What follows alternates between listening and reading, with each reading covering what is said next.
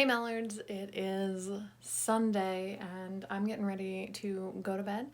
Today I slept in a little bit, which was really nice, and worked on my script, and we played an unlock game.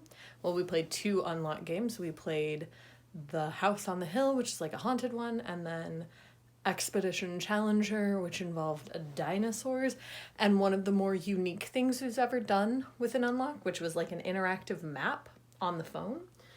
And it was, rather than being time-based, although I think there still was a timer, maybe, question mark, not sure, but it was like every few moves that you did, nighttime happened, and when nighttime happened, the health of the people you were trying to rescue went down, and so you had to rescue them before that happened, which was cool. Watched a couple more episodes of season 2 of Dickinson, so we're almost finished with that.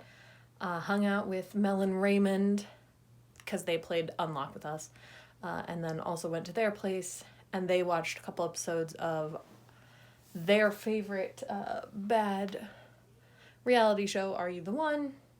Caught me up a little bit on what's going on there, and generally we just had a really good time.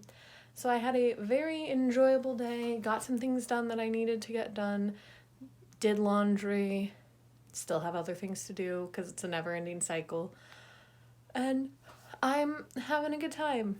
I really enjoyed the episodes of Dickinson we watched. I'm really enjoying that show.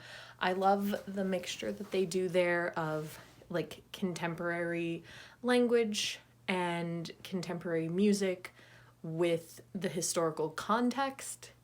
It's really fun to have them talk about Emily's published poem and be like, yeah, man, it slaps. Because that's just very, very contemporary. And it was some fun episodes in general. This season, because it's Emily like grappling with the idea of fame and being published, has especially been fun to watch with Megan, because Megan has been submitting writing and things for publication, and so some of the nerve-wracking moments that Emily had, Megan has really related to, and it's been fun to watch that develop.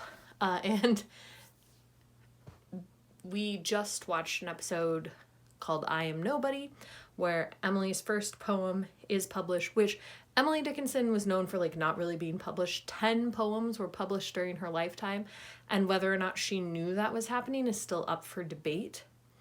But in the show, they make it obvious that she did know when Samuel Bowles like published her poem, and that she made that decision. And historically, she did give a bunch of her poetry to him. Like, he had one of the largest collections that like was given to any one person.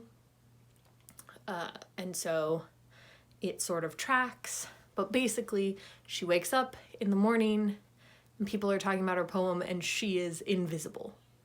None of them can see her. And she walks around and hears what people are saying about her poetry, some of which isn't very nice, some of which is nice, most of which is kind of fickle, because fame is fickle.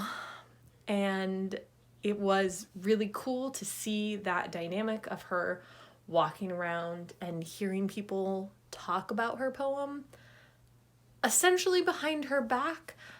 She was also talking about how wild it is that these people were saying things about her even if they weren't true, because that's also part of fame, is that once you're known, people are just going to talk about you without any regard of the accuracy of those statements. And I feel like this is the first time Emily was really facing up against that, and so that was interesting for her and an interesting dynamic to watch. And then it ended with her catching a ride with Death, who we haven't seen, I think, at all this season. And I like Wiz Khalifa more than I remembered.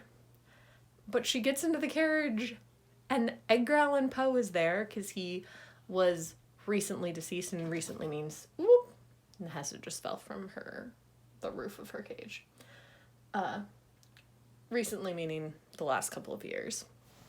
So he was recently deceased, and he was riding around with Death, trying to find women who were fans of him who would sleep with him.